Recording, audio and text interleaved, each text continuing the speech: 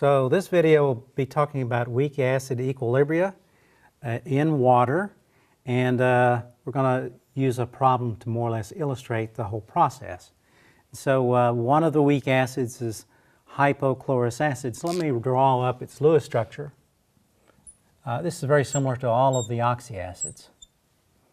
All right, so the oxyacids all have protons that come from an OH bond.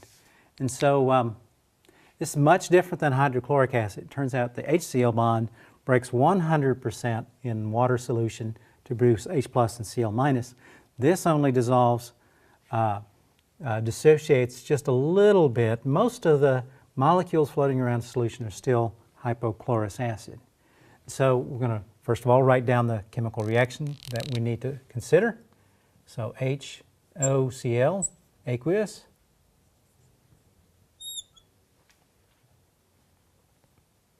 is in an equilibrium with, all right, let's write H2O plus this time. H3O plus and OCl minus.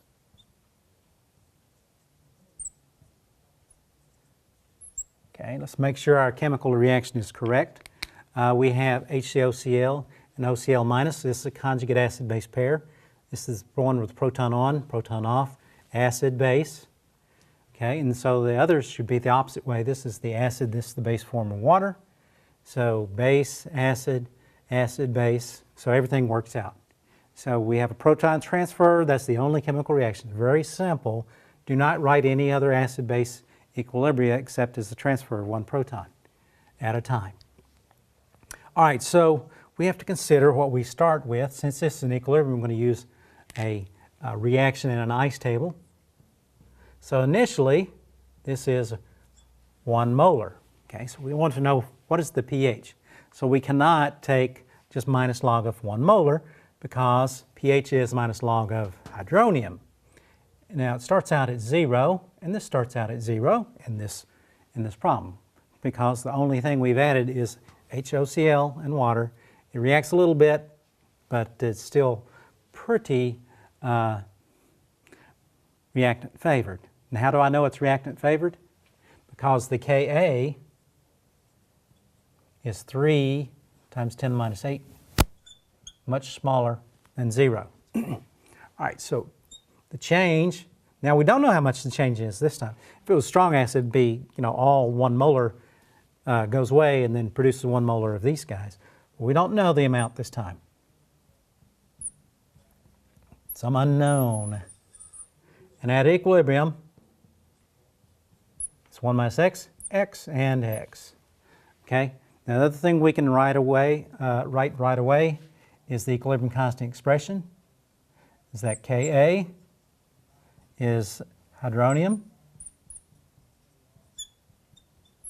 and OCl minus divided by HOCl. All right, so we go and substitute everything from the ice table in, the Ka in, and we're going to get an equation we can solve. 3.0 times 10 to the minus 8 equals x squared over 1 minus x. All right. Now, we could use the quadratic formula, which is a big hassle, or we can think about, is there any approximations we can make? Well, what if we say, hey, x is basically the same number as OCl minus, okay? Let's say we're saying x equals 0, we get 3 times 10 to the minus 8 equals 0. Well, that's not going to work. We can't do that either. So we can't say x is 0, but what we can say is that this number is about 1. So let's go ahead and use the number 1 for this guy. So if x is small enough, this number will be close to 1. So the 5% rule says basically initial and equilibrium value can be approximated. Now that's easy to solve because x is just the square root of 3 times 10 to the minus 8. So x is 0.12317. All right, so now we actually have the final numbers. This is 0.00017 molar, and the same number. And this is 1 minus 0.00017, which is 0.99983. And that rounds to 1 pretty nicely. So that's what the 5% rule is all about. All right, so now that we have the equilibrium value of hydronium, we can take minus log. So this is H3O plus. And so the pH is just minus log of that. And you get, let's see, 3.76. All right.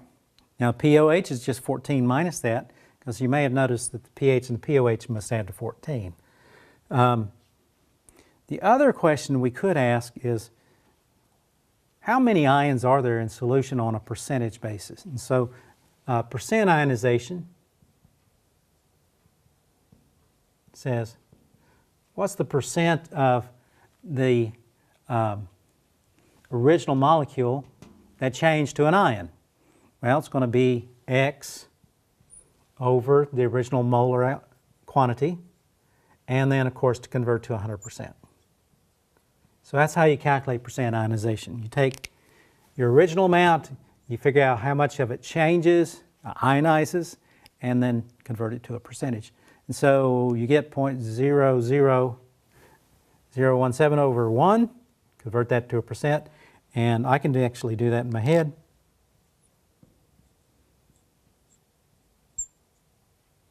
Okay, so what this means, if you throw hypochlorous acid molecules into water, only 0.017 at any one time are ionized to H plus and OCl minus.